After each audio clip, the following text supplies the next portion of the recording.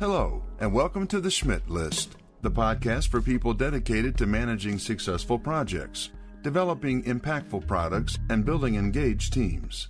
And now, here's your host, Kurt Schmidt. Hello, everyone, and welcome to this week's edition of the Schmidt List.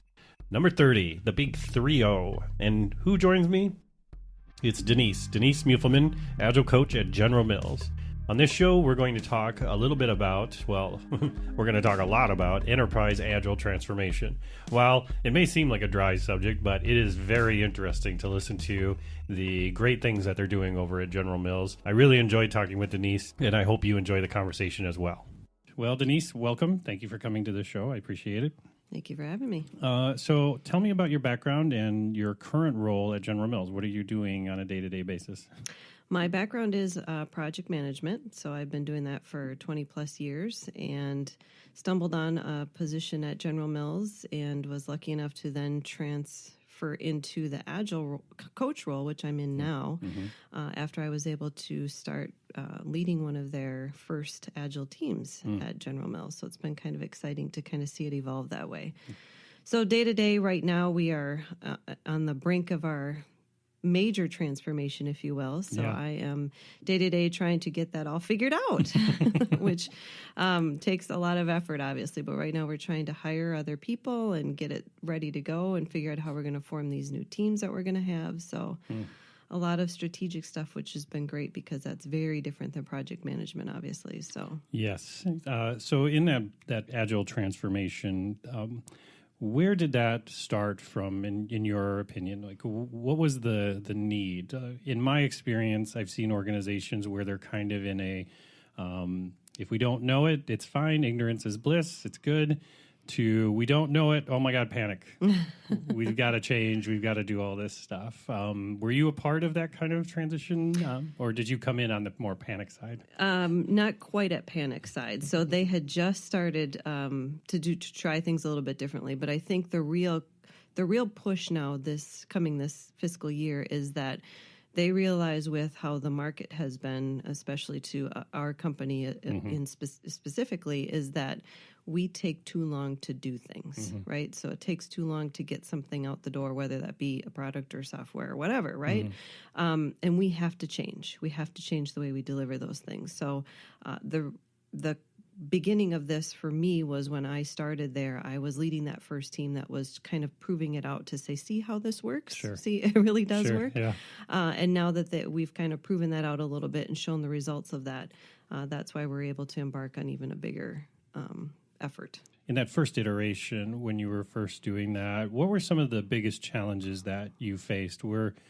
Obviously, there's just the education piece, right? But what were some of the surprises that happened for you? I mean, obviously, you thought, well, we're going to try this thing and it'll be fine. We're going to learn from it. But where did you feel that you got the most surprises from? I think the most, and it wasn't really a surprise, but it still was, because everybody told me this takes a long time to get in a rhythm and kind of figure it out and get the people working differently. So it wasn't a surprise, yet it was, because I'm like, oh my God, this really does take forever, a long time. Right? And it shouldn't take this long. So I think it was just the true shift of how people were doing work and how they started to think about it differently, and why are we focusing on value? We just need to get this thing done, right? So it was really about that.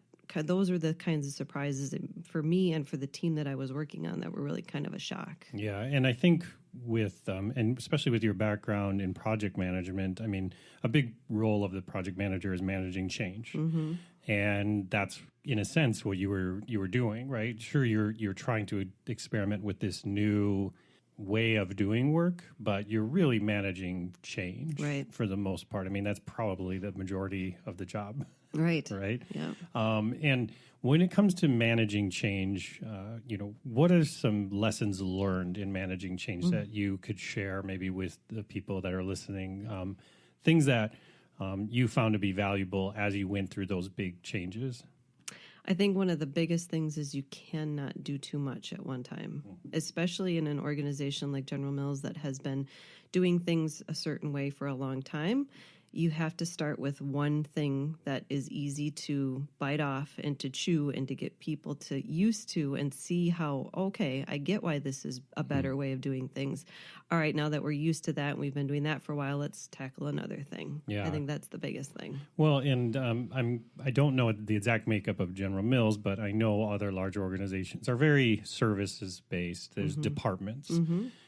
So I'm guessing, and you could maybe enlighten me, but I'm guessing you had to take people from different teams and kind of put them together into one team. Yes. What kind of challenges did you face? I've seen where, it's like, well, you can have 40% of Randy's time here, but Lisa's got to finish this project and then she can help, but then I need her back in 2 weeks. I've seen that sort of thing happen in the type of experiment you're talking about. Did you experience things like that? We were fortunate in the respect that when we did this initial team, we truly said, these are dedicated people. You have them 100%. So it was great from that perspective because my stuff was the only stuff that they were working on, which was great.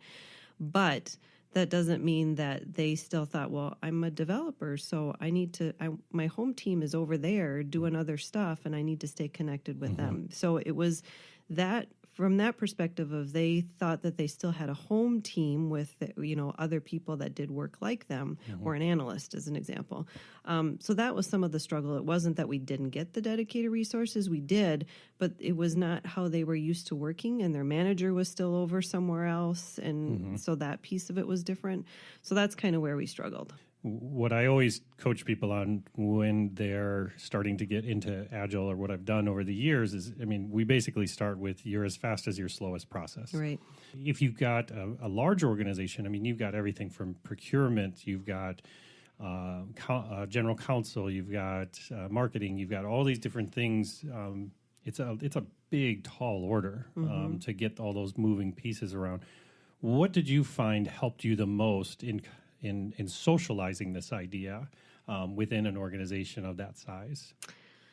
Gosh, I would have to say that it was really probably some of the proponents and the advocates for us that knew that this was a better way to do things, and there was reasons why, and we were out to set to prove that to them, but we needed that flexibility to say, you got to let us do things in this way in order for us to be able to show you that. So I think it was really the advocacy that really helped us get through some of those big hurdles. That doesn't mean that we got through all of them, because funding is a big one, right? That's still kind of out there that, oh, wait a minute, we can't change our funding model. That's how we've done it. So, but there were definitely many things that helped us with those advocates. Yeah, and that's a perfect example. Like you were talking about funding.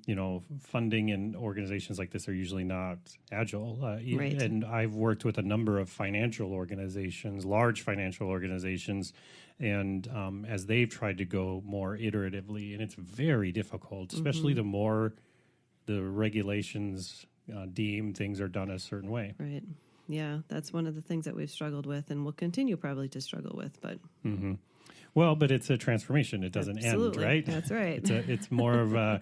I love it when people say, when do you stop transforming, right? But it's really about getting to a different state of mind where you understand that you're always in a state of transformation. You're always in a state of learning, right? Okay, good. So let's talk a bit more about, because I'm doing a talk, I'm coming up at Product Conference about managing up and across. And what I found is that, yes, there's certain challenges with managing a team that's new to working in an agile sort of mindset. But there's even a larger challenge with people who are used to being in charge versus an autonomous team, right? Because sometimes they're left to be like, well, what's my job now, right? Why am I not getting, I always joked about, like, you can tell how higher up a person is in an organization by how many times they're CC'd on an email. And you can see that the more that teams become autonomous, the less they're being CC'd on those emails, right? The other issue that I see is that because of technology, we have a lot more fractured communication because you can communicate in many different ways. Some people are more comfortable communicating via text or Slack or email, or some people even still pick up the phone. It's crazy. But in terms of managing up, what were some of the challenges that you found in communicating to the people, for lack of a better term, above you, about what was going on and how it was going, or what the impact was? What were some of the challenges you found in that communication? I think some of the challenges that we still continue to face is a lot of the times with big organizations is the bureaucracy of the levels, right? So I shouldn't say I can't. Yeah. I can't, right? Quote unquote, can't Yeah, air quotes. go 4 levels above me and just talk to that person, because what about the other 3 levels in between? Then they don't know what's going on. And it's like I overstepped my bounds because I went over their head. And so there's and it's not that I don't work with great people, right? But it's still that uneasiness about how you have to navigate through those politics and that bureaucracy of the organization itself. Right. I think it's getting better because we've gotten, again, one of those great advocates within our organization that is really someone you can just stop by his desk or at his office or whatever and say, hey, this is what we're running into. Can you help us out? So I think it's getting better. Yeah, I love that you talk about those different levels and not stepping on those toes, because the minute you start it's such a catch-22, because the minute you start stepping on those or around those levels and they feel slighted, and I don't mean like personally, but like in their role, that they can become blockers, even though they might be on board with what's going on. It's just, you can't help yourself in a way, because the way that the organization is structured and the way that people in those roles are actually incentivized, right? Yep. And I found that has been the one thing that when I've coached people in the C-suite, like, it's pretty simple. You want to change how they behave, change how they're incentivized. Right. It's really simple. If before they were incentivized by knowing everything that's going on versus being able to manage teams that deliver on value, well, it's a pretty easy conversation. Right. So when you started first exploring tools and different frameworks and things, what were some of the things that you tried out early on that you found either not so much success with or success with, like communication tools, because normally, as a project manager back in the 90s, I mean, it was pretty simple. You use Microsoft Project or something like that, or you make some spreadsheet, project plan, critical path, let's go. Right. But in what you're doing, I'm guessing you kind of had to transition from that sort of world into this new thing. What were some of the things that you explored in terms of communication tools or tool sets, reporting, all that sort of stuff? Yeah, I think we've tried to keep it pretty simple and just tweak the things that we already have just at the corporate level to say, what do we already have that we can just use?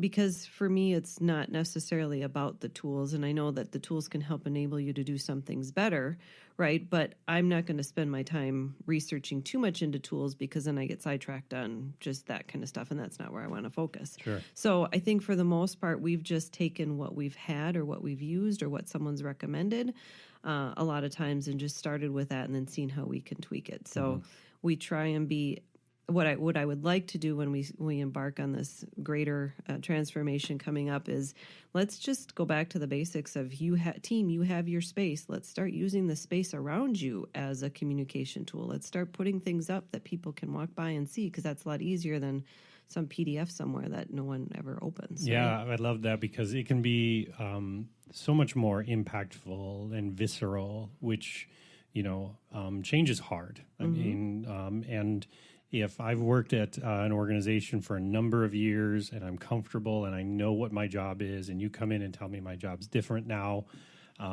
that's not easy. Right. It's really hard for individuals. They start questioning not only their job, their performance can go down, all those different things. Let's talk a bit about that change in structure. So when you made this change and as you're focusing on this change, was there the idea of the role of the product owner before? And how did that role change as you kind of rolled into this agile piece? Because before, and maybe not at General Mills, but other organizations, you just have a manager, you have a director or something, Right. and they're the air quotes product owner, but they're really not, because they're Right. more in charge of the team. They're not really a customer advocate necessarily. So tell me a bit about how that transformation worked on your end. And it's still working. Sure, So sure. what we have is we have what's called a solution manager, and they are typically the liaison between the IT side and the business side. Okay. So that's kind of what you would think of as the